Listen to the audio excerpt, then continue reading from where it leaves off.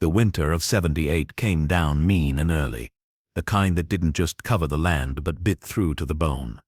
Snow lay heavy on the Brazos ridges, and even the river itself slowed under plates of ice. Out there on the scrubby land he called a ranch, Maddox Reeves had been working since sunup, breaking ice in water troughs with an axe handle that finally split in his hands. He cursed, muttered about replacing it, then kept at the core with the blunt end because that's what life had taught him. When the tool breaks, you use what's left until you can't. By sundown, Maddox was still in the saddle, scanning fence lines for gaps where strays or coyotes might nose through.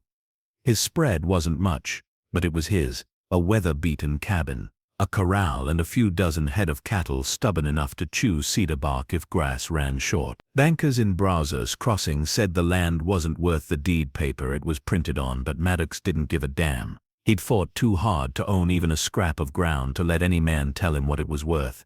He was about to turn for home when he heard it, not the usual whistle of wind in mesquite or the distant yap of coyotes.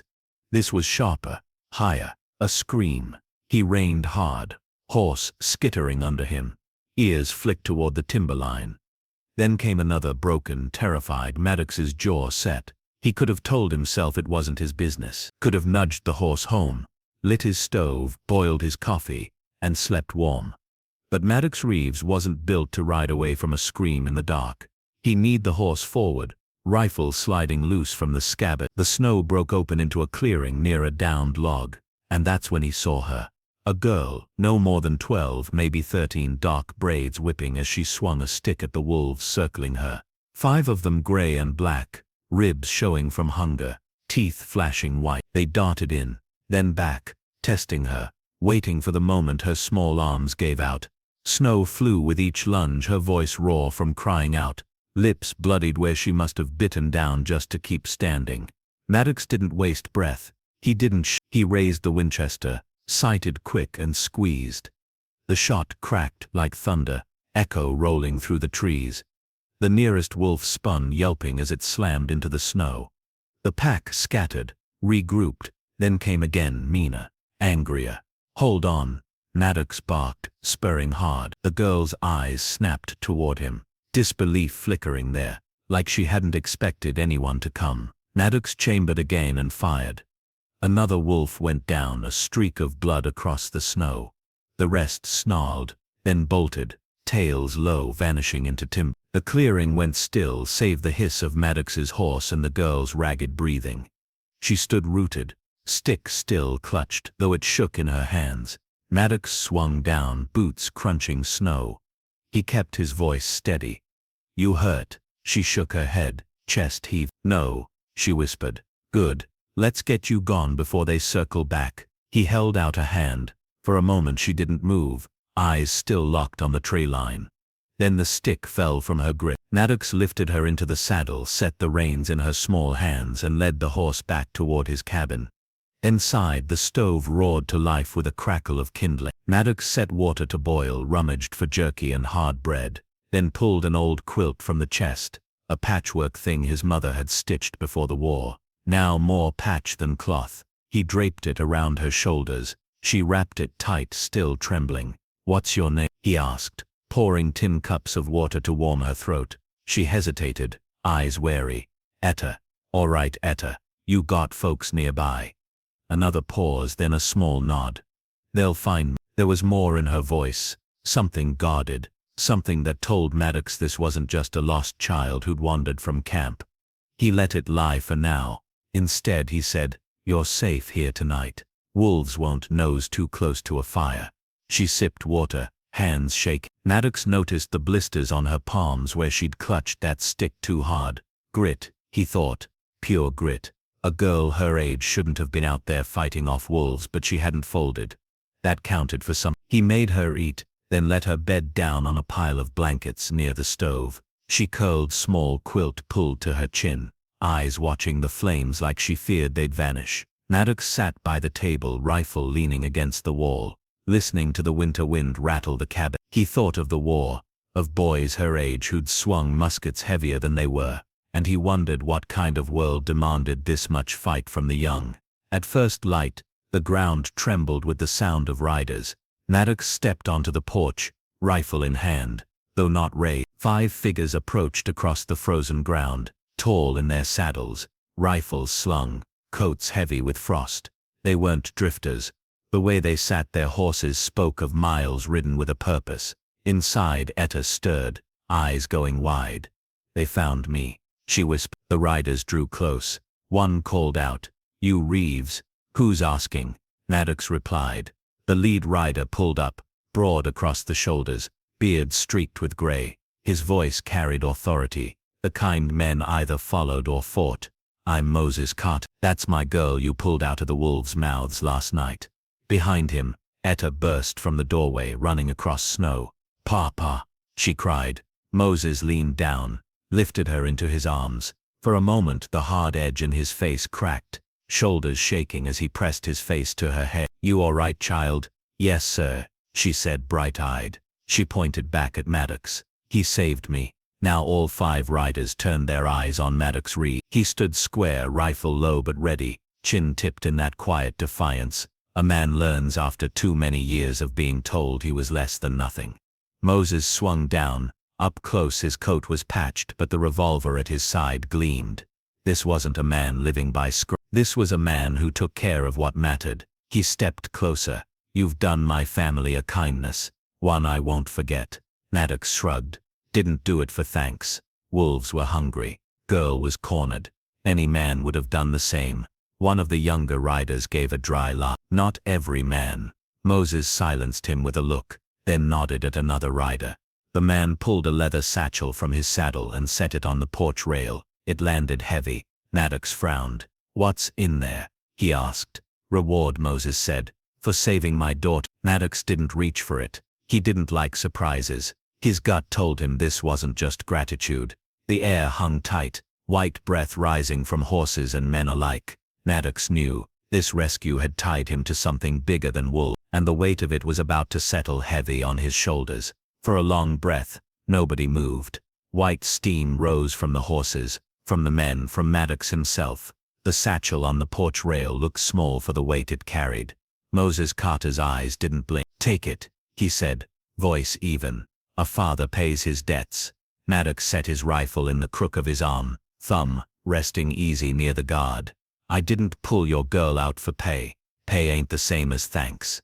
Moses nodded at the satchel. "And thanks ain't the only thing in there." Maddox didn't like the sound of that. He flicked the strap open with a finger and lifted the flap. Bills folded, thick, more than he'd seen in one place since the war. Mixed among them was a small oilskin packet, tied with twine. He looked up. "What's in the packet?" Moses's mouth went tight. "What you'd call a direction." "To where?" "To tomorrow," Moses said. "Maybe to trouble, maybe to a way through." The younger rider, sharp-jawed, a green scarf knotted tight at his throat, couldn't keep quiet. "Man won't take it." Moses, too proud by half. Moses turned his head a fraction. The boy quieted, but not before shooting Maddox a sideways smirk. Maddox slid the flap back over the satchel. "Money like that makes a man visible. Out here, visibility is a disease." "Out here," Moses said, "wolves bite what's weakest. That money's not a collar. It's a brace." The wind cut across the yard. Inside the doorway, Etta hovered, quilt around her shoulders, eyes moving between men like she could measure what each was made of. Maddox saw the way she stood close to the hinge, body half turned to run if she had to. He respected the posture. Only fools stood dead center in any doorway. "Ride in," Maddox said at last. "Coffee's on. Cold get in your bones if you let it." Moses nodded once. "We'll take a cup." They led their horses to the rail and came inside in a practiced order. Moses first, then the boy with the green scarf, then 2 older hands who moved with a soldier's economy, and last a quiet man whose eyes drank the room in a single sweep and then drank it again. Rifles leaned against the wall within easy reach. Hats came off. Steam rose from coats as the stove's heat took hold. Maddox poured tin cups, dark coffee strong enough to stand a spoon. He cut biscuits, slapped down jerky, and set a jar of winter peaches on the table like an apology for the dryness of the meat.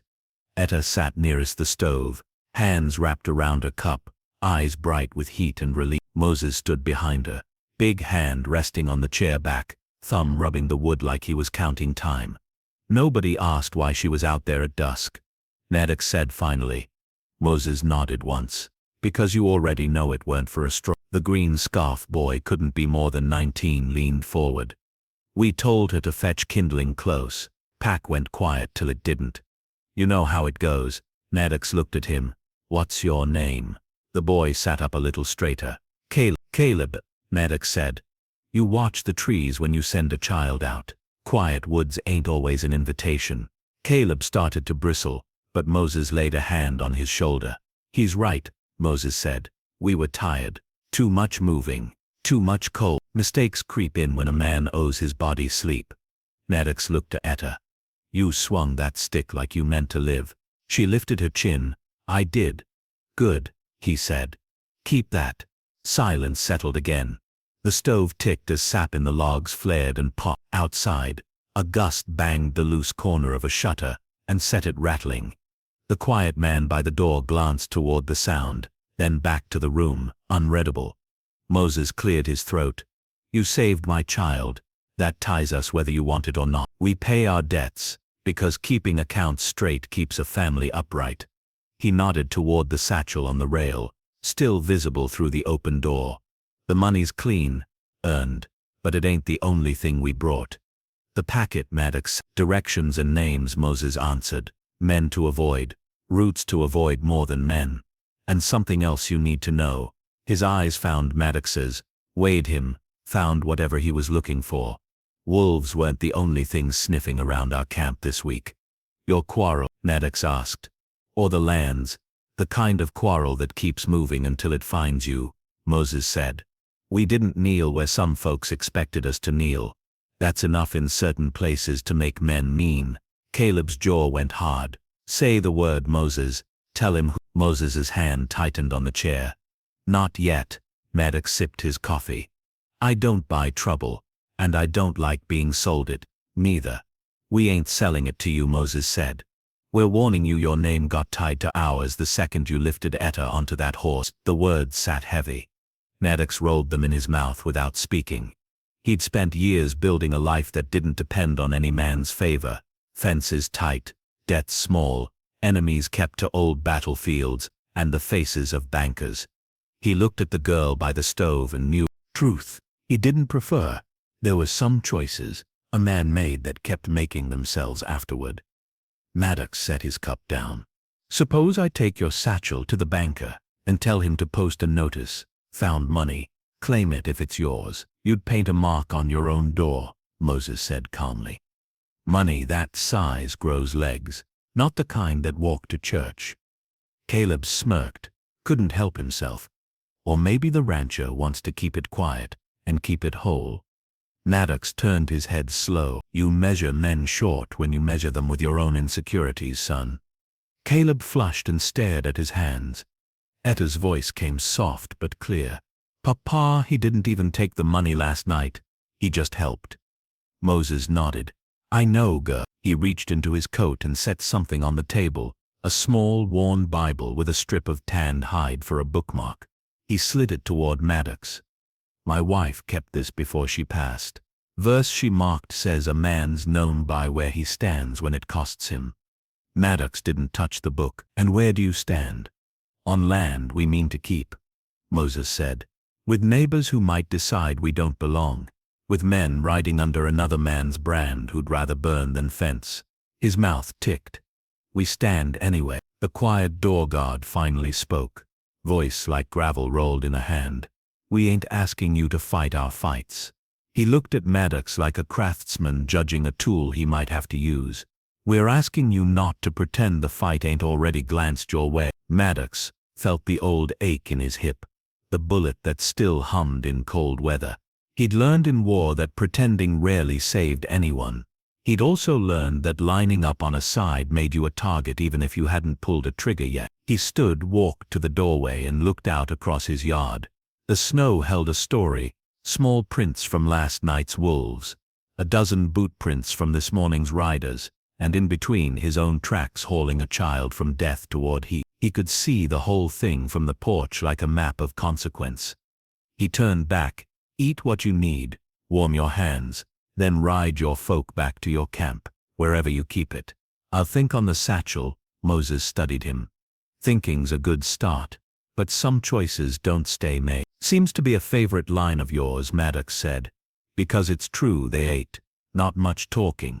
Men who'd known hunger didn't waste breath when food was in front of them. When the biscuits were gone and the jar of peaches scraped clean, Moses pulled Etta to her feet. She stopped at the threshold. Thank you, she said to Maddox, almost a whisper. Hold tight to that grit, he said. World's got teeth. She gave the smallest nod. Moses extended his hand. Maddox took it. The grip was firm, brief, honest. Then the carters stepped into the bright cold, swung into saddles, and turned their horses toward the rise. Caleb threw a last glance back at Maddox. Hard to read, not quite gratitude, not quite challenge. Then kicked his mount forward. The 5 riders crested the ridge and were gone. Only hoofprints and a hush remained. Maddox stood in the doorway a long minute, breath fogging. He looked at the satchel. He picked it up. He felt its weight, set it on the table, and untied the oilskin pack. Inside lay a pencil-sketched map of the county, trails and gullies marked with a sure hand, and 3 names written in a neat, practiced script. He knew 2 of the names, cattlemen he'd heard whispered about in the saloon. The third he didn't. The third felt like a stone in the mouth. Hell, he folded the packet closed and slipped it back into the oilskin. He didn't like the taste of the name even in his head. Evening pulled long shadows across the floorboards. The stove ticked down, wood giving up the last of its heat. Maddox cleaned his rifle, oiled the action, checked the Colt, rechecked it. He told himself it was habit. But when the coyotes went quiet all at once, and the horses in the corral stamped as if something far off had changed the air, Maddox's hand found the lantern and pinched it dark. He eased to the window and looked toward the ridge. The snow wore new prints, where no day prints had been. Not wolves, not yet, men. The night settled heavy, pressing close around the cabin. Maddox, Reeves sat by the stove, the satchel still on the table, oilskin packet tucked inside. He'd thought about locking it in the chest where his war relics lay, thought about riding into town and dropping it on the banker's desk with a note, "Not mine. Don't want it." But every time he tried to imagine letting it go, he saw Etta's small hands clutched white around a stick, teeth bared against wolves. Trouble had a smell. He'd known it in muddy camps back east, and he knew it now. The carter's money carried more than paper. It carried weight. Past midnight, the land itself shifted. The coyotes fell silent. His horse snorted in the corral. Maddox pinched out the lantern, let the room fall dark, save for the faint orange glow of the stove. He moved to the window, rifle braced. On the ridge, 3 figures stood against moonlit snow. They didn't move like wanderers. They studied the cabin, shapes, hunched, breath fogging in the cold. Scouts. Maddox kept still. Shooting blind into the night wasn't his way. Better to watch. Wolves tested before they lunged. Men did the same. After a long while, the figures melted back into the timber. Maddox exhaled. Trouble wasn't coming, it was already here. At dawn he saddled up and rode toward Brazos, crossing. The trail cut along a frozen creek bed. Hooves crunched. He carried the satchel under his arm, though he hated its weight. The town was no more than a street of clapboard fronts, and a saloon roof sagging with snow. Maddox swung down outside the sheriff's office and pushed the door open. Sheriff Boyd looked up from a ledge, heavy-set, mustache drooping, eyes watery like he'd been half asleep. "Reeves, ain't seen you since the cattle auction." Maddox dropped the satchel on his desk. The flap fell open, bills spilling like floodwater. Boyd blinked. "Hell's this?" "Reward," Maddox said flatly, "for saving a girl from wolves. Carter family gave it to me."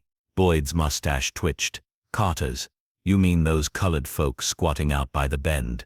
"Not squatting, settling." Boyd leaned back, chair groaning. "You'd do wise to steer clear of 'em. Folks already mutter. You take their money, you tie yourself to their mess." Maddox's jaw tightened. "Mess already came to my ridge. 3 men stood watching my place last night. They weren't after cattle." The sheriff's eyes flicked toward the window, then back. His voice dropped. Ain't my fight, Reeve. Town's got enough trouble without dragging in theirs. Maddox picked the satchel back up, tucking it under his arm. Then it's mine. He walked out before Boyd could say another word. The sun was sliding west. By the time he made it home, smoke curled from the chimney. The yard quiet, too quiet. The cabin door stood ajar. Maddox's pulse spiked. He swung down, boots soft in snow, rifle in hand. The wind caught the door, creaking it wider. Inside, the fire had burned low. His chair lay overturned. The satchel was gone. On the table, scratched deep into the wood with the point of a knife, were 3 words, "Leave the girl." Maddox stared at the message, jaw tight. Whoever had come hadn't just taken the money. They'd left him a warning. Wolves killed for hunger. Men like this killed for control. He poured a shot of whiskey, downed it in one swallow, then sat staring at the scarred words until the sun dropped. When the knock came, hard, urgent, he already knew who it would be. Moses Carter stepped inside, snow crusting his shoulders, eyes scanning the wrecked cabin. Behind him came Etta and 2 of his men. They saw the table. The girl paled. "They know," she whispered. Moses nodded grim. "They always know." Maddox leaned forward, voice low. "Time you told me straight. Who are they?" Moses's jaw worked. He poured himself coffee with hands that trembled only slightly. "They call themselves the Harlan Syndicate. Used to be cattlemen. Now they're worse. Land thieves, killers for hire. They want the river bottoms. They don't want my kind standing in their way." Maddox's stomach turned. He'd heard the name whispered in saloons, muttered by men who kept their heads down. Harlan's riders had burned out homesteads, left bodies swinging as warnings. "You crossed the—" "We didn't bow," Moses said simply. That was enough. The cabin went quiet, the weight of it heavy as snow on a roof. Maddox looked at Etta. She met his gaze, chin high though fear trembled at the edge. He thought of the war, of boys with nothing but grit, holding lines they had no business holding. He thought of how a single scream had pulled him into all this. "You're saying they'll keep coming," he murmured. Moses nodded once. "Until we're gone." Maddox's hand rested on the rifle in his lap. He could walk away. He could let the Carters fight their fight. But he knew he wouldn't. He hadn't turned his back on Etta in the snow, and he wasn't about to start now. The next dawn bled red through low clouds, painting the snow with a warning. Maddox Reeves stood on his porch, Winchester cradled, breath smoking. Beside him, Moses Carter scanned the horizon. 4 riders showed themselves on a far ridge. They didn't charge, they just watched, dark against the pale world. "Testing. Scouts," Moses muttered. "They're counting heads. They'll come back with more," Maddox said. His voice was steady, but the old ache in his hip flared sharp, as if the bone itself remembered what was coming. By midday the cabin was braced like a fort, furniture shoved against windows, extra firewood stacked against weak wall. Etta carried water with a jaw set tight. No complaint. When Maddox handed her a .22 and showed her how to sight, Moses bristled. "She stays close," Moses warned. "Close don't mean helpless," Maddox answered. Etta's hands shook at first, but by the 3rd round her breath came steady, her aim true. Maddox saw it, the same grit he'd seen that night in the snow. The attack came at dusk. Snow fell soft, muffling the world. Then a shot cracked, splintering the cabin door. Bullets hammered the walls. Maddox dove inside, rifle braced. Shapes moved through the storm. 6, maybe 7 riders. He fired once, dropped a man clean. Moses answered from the window, his men barking in rhythm. Etta crouched by the stove, firing short bursts, jaw clenched, then silence. From the dark, a voice called, calm and cruel, "Reeves, step aside. We want the Carters, not you. Stand with them, you'll die with them." Maddox spat blood from a split lip. "Heard the ribs say that once. Didn't scare me then." Cold laughter carried back. "Next time, old man. You won't stop us." The riders pulled away, leaving bullet holes and smoke in their wake. 2 days later the syndicate came heavier. 12 riders led through a ravine. Maddox had chosen the ground himself, narrow enough to bottle them. He lay in wait with Etta. Moses and the others braced high. "Wait for my word," Maddox hissed.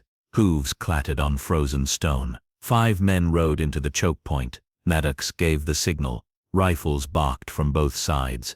Snow exploding. Horses screamed. 2 men toppled before they knew what hit them. For a breath, it worked.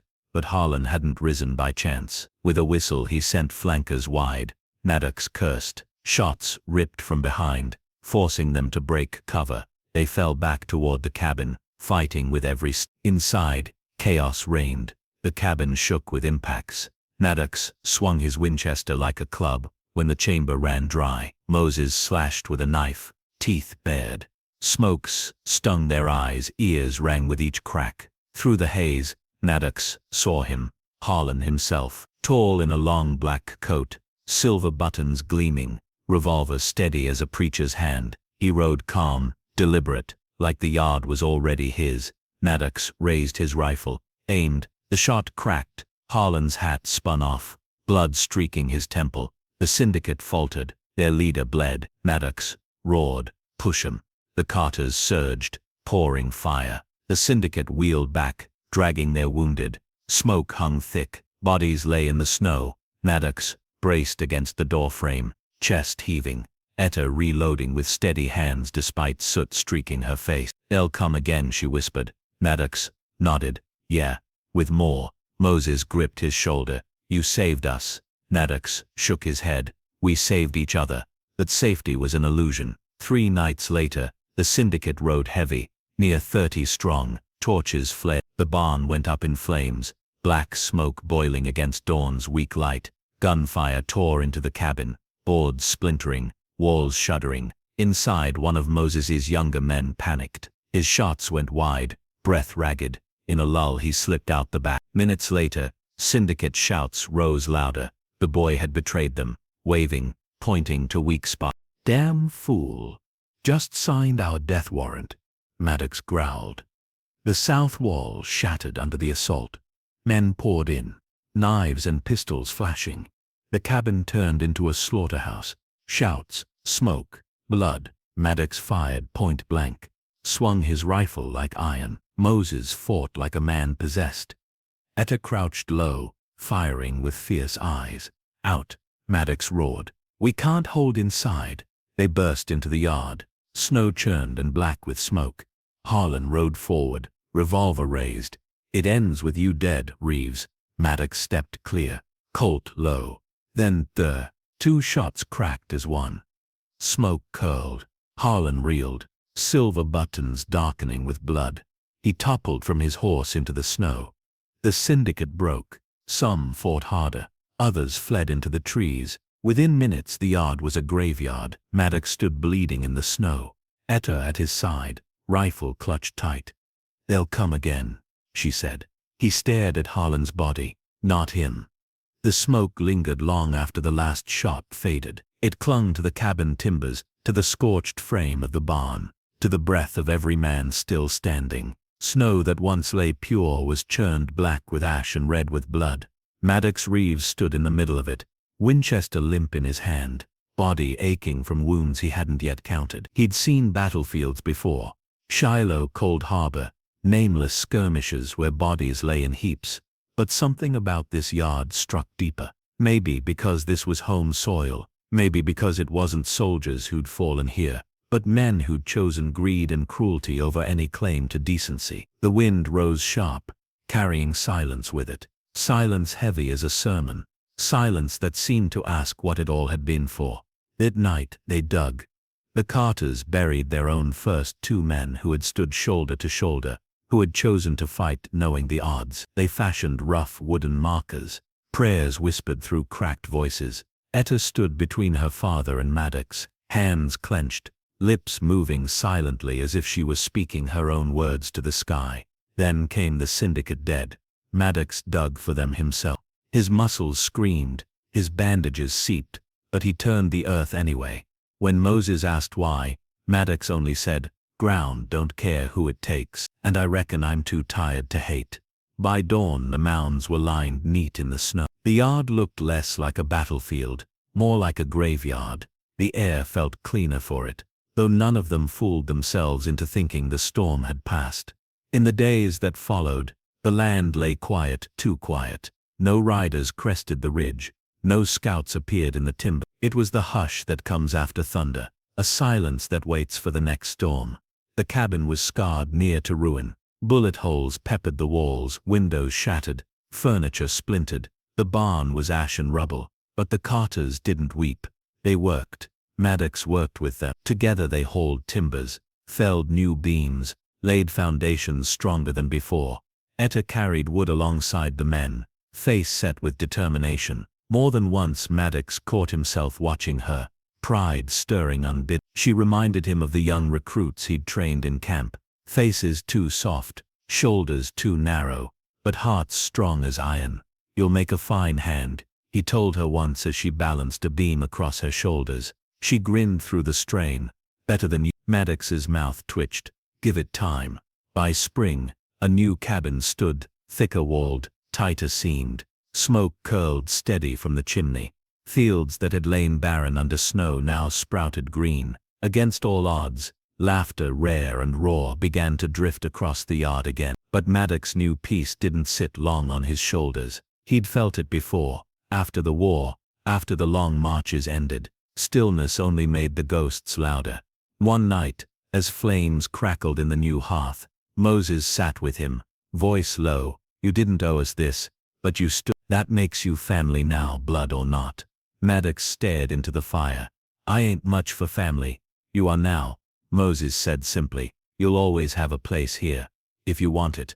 The words hung heavy. Maddox had lived years drifting his own land like a ghost, answering to no one, belonging nowhere. Now, for the first time, someone had offered him more than solitude. He didn't answer right away. Some truths take time to settle. Travelers through Brazos Crossing carried tales of the fight. In the saloon, men whispered that the syndicate had bled, that Harlan himself lay cold in the ground. The sheriff heard too, pale behind his desk, mustache twitching as if regret itself had come calling. The story grew with each telling. Some swore Maddox Reeves had shot 20 men single-handed. Others claimed Etta herself had put the bullet in Harlan. Truth twisted, but the heart of it stayed. A rancher and a black family had stood together and turned back men, worse than wolves. The syndicate didn't vanish overnight.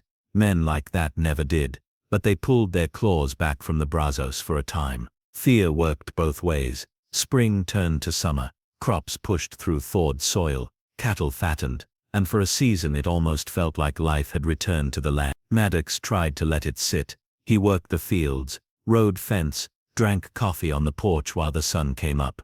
But the restlessness never left. It lived in his bones, in the limp of his hip, in the dreams that dragged him back to smoke and mud. He'd never been good at stillness. One evening, while stars burned sharp above, Moses asked him plain, "What will you do now?"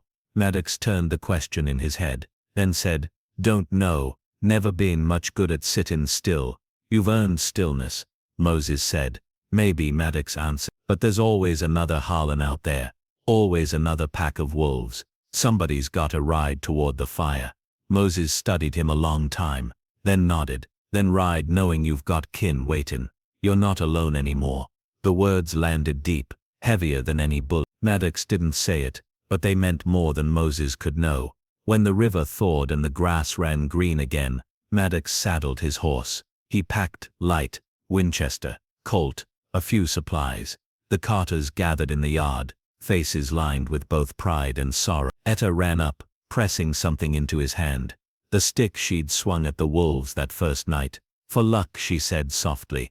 Maddox turned it over, rough and splintered but strong. "For memory," he corrected. She hugged him hard, surprising him with her strength. "Come back," she whispered. He didn't promise. He never made promises he couldn't keep. But he touched his hat, met Moses's eyes and said, "Take care of her, always." Moses answered. Maddox swung into the saddle. Morning sun spread wide across the plains, lighting the trail ahead. He didn't look back. Months later, folks in Brazos Crossing still told the tale.